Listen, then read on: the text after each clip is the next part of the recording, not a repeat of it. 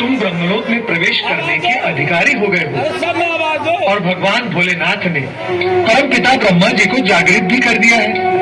ऐसे में तुम परमपिता ब्रह्मा जी के पास जाकर कभी भी आशीर्वाद प्राप्त कर लेना।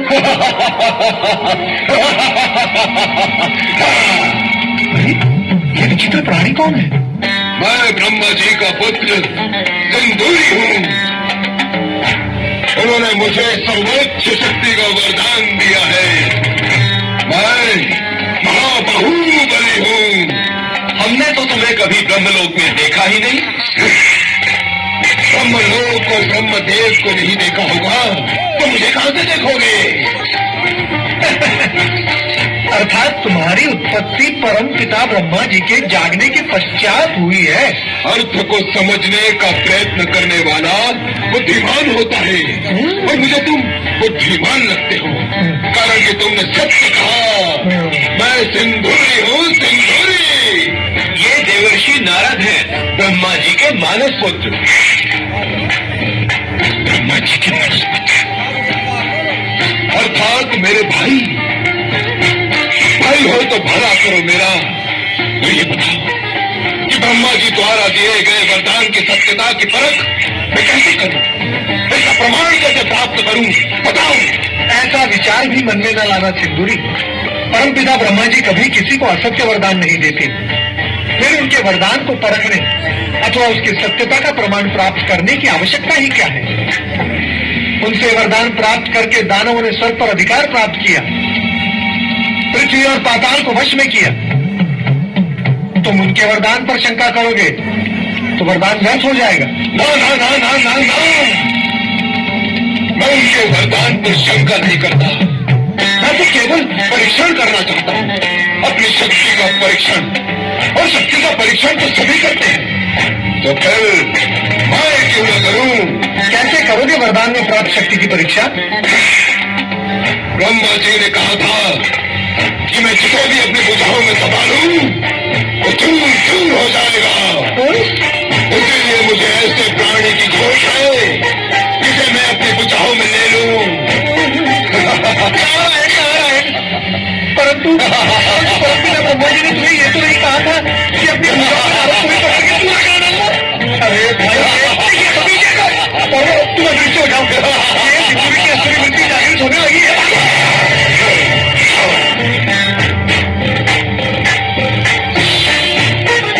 ब्रह्मदेव के पास ही चलना उचित होगा। उन पर शक्ति परीक्षण कर भी लूंगा तो उनका कुछ भी हित नहीं होगा। चलो सिंदूरी, ब्रह्मलोक चले। क्या हुआ ब्रह्मदेव? जो हुआ है अनर्थ ही हुआ है। सिंदूरी के मन में अचानक आसुरी वृत्ति जाग उठी है और वो शक्ति परीक्षण का विचार करता हुआ किसी ओर चला आ रहा है। हमें आश्चर्य है कि हमारे जम्हाई से उत्पन्न सिंदूर के मन में आसुरी वृत्ति कैसे जाग गई। मैंने तो आपको पहले ही सावधान किया था, किंतु आप मेरी सुनते ही कहाँ है। सिंदूरी अब सिंदूरासुर बन चुका है। उसे ब्रह्मलोक में प्रवेश करने से तुरंत रोके। अब उसे रोकना हमारे वश में भी नहीं रहा देवी। उसने हमसे सर्वोच्च शक्ति का वरदान प्राप्त कर लिया है। अब उसमें हमसे भी अधिक बल है। मुझे अपनी भुजाओं के शक्ति परीक्षण का अवसर दे। आपके सृष्टि के जनक हैं। मेरे भुजाओं में घुसकर भी पुनर्जीवित हो जाएंगे, चूर होकर भी फिर से शुरू हो जाएंगे।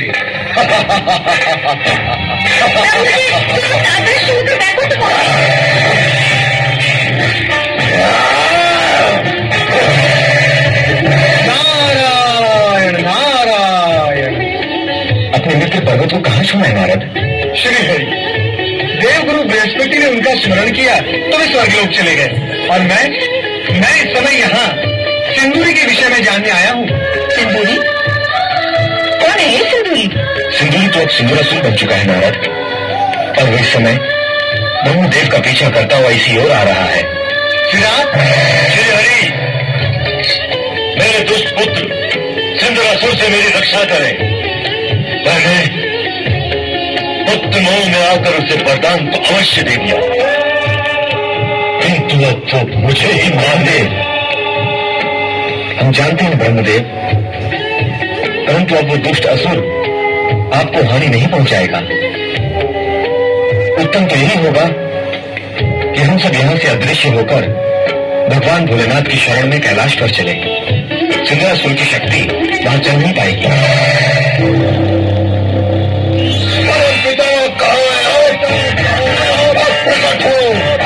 आपको विश्वास दिलाता हूँ कि यहाँ पर बल प्रयोग नहीं करूंगा, परम पिता, परम पिता, परम पिता, परम पिता।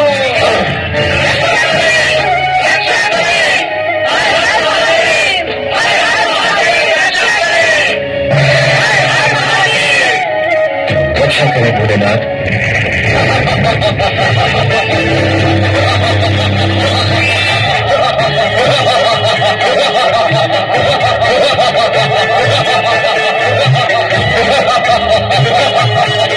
ब्रह्मदेव मेरे पिता तथा मैं इनका पुत्र सिंदूरी हूँ, सिंदूरी। नहीं, अब तुम मेरे पुत्र नहीं रहे। सिंदूरी से सिंदूरासुर बन चुके हो। मेरे पुत्र में आसुरी वृत्ति और आसुरी भावना उत्पन्न हो ही नहीं सकती। तुम में हो चुकी है। इसके लिए आप सिंदूरासुर को क्यों दोष दे रहे हैं परमपिता? मेरी दृष्टता को आप क्षमा करें, किंतु आपके वरदान की तो यह विशेषता रही है कि जो असुर नहीं होते वो असुर बन जाते हैं, और जो असुर होते ही हैं वे महाअसुर बन जाते हैं। नारायण नारायण। अब आप अपने वरदान के दोष को सिंदूरासुर के सिर पर क्यों लाद रहे हैं? ये सब तो होना ही था। ये आश्चर्य और खेद कैसा? क्यों सिंदूरासुर, मैंने कुछ अनुचित तो नहीं कहा? उचित अनुचित का ज्ञान करा देता हूँ तुम्हें, और साथ साथ सबको चींटी की तरह मसल दूंगा।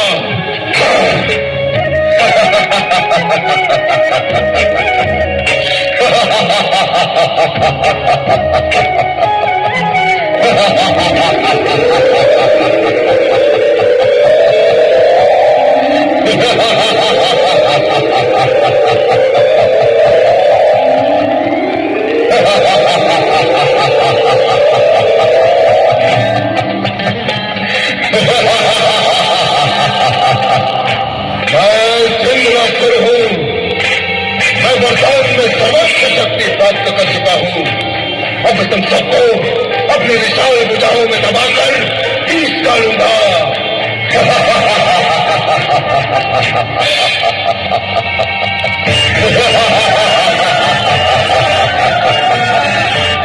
ब्रह्मा जी के वरदान की शक्ति को कोई भी चुनौती नहीं दे सकता।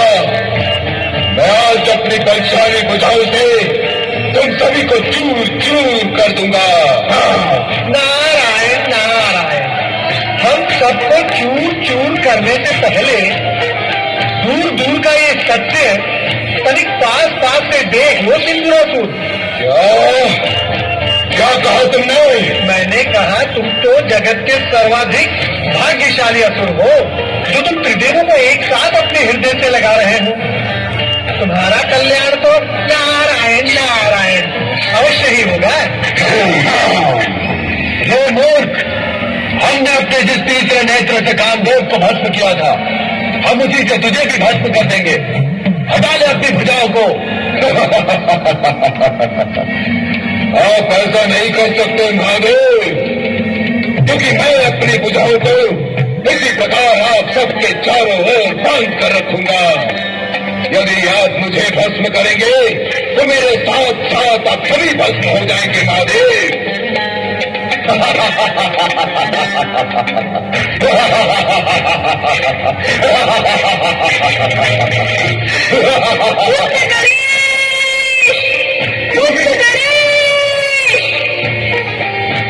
तुरंत कैलाश पर प्रकट हो। पुत्र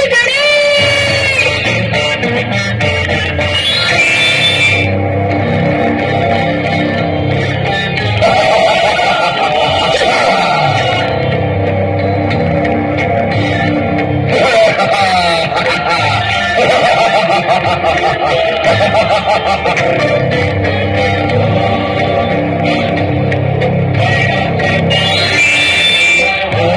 नमः शिवाय। पुत्र गणेश, हमें इस दुष्ट के पूजा पाठ से मुक्त करो। माता, मैंने तो आपसे कहा था कि ब्रह्मा जी की जंघाई से उत्पन्न ये दुष्ट कोई न कोई उत्पात अवश्य करेगा, परंतु आपने मेरी बात पर ध्यान नहीं दिया। बता, तू मरना चाहता है अथवा जीवित रहना चाहता है?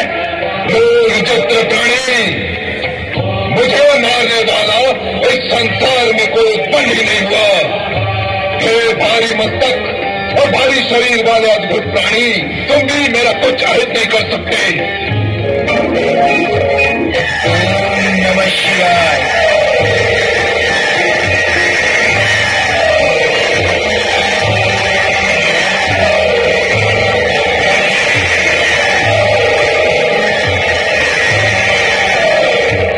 सिंहासुर, मैं तुझे अंतिम चेतावनी देता हूं।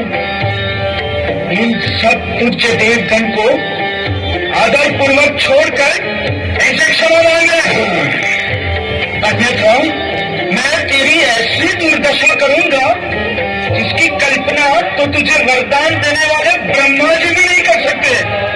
तुम ब्रह्मा के वरदानी को मार नहीं सकते विचित्र प्राणी, क्योंकि ब्रह्मा ने मेरे मृत्यु के विषय में कुछ कहा ही नहीं।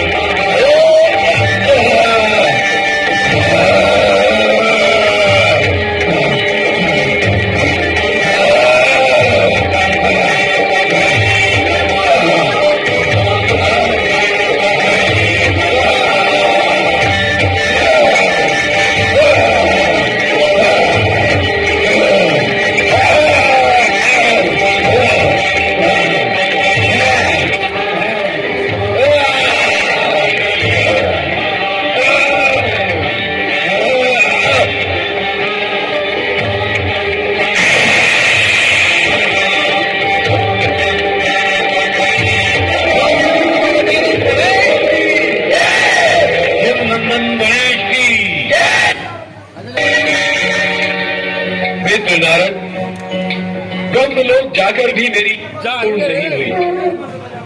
गाना रखो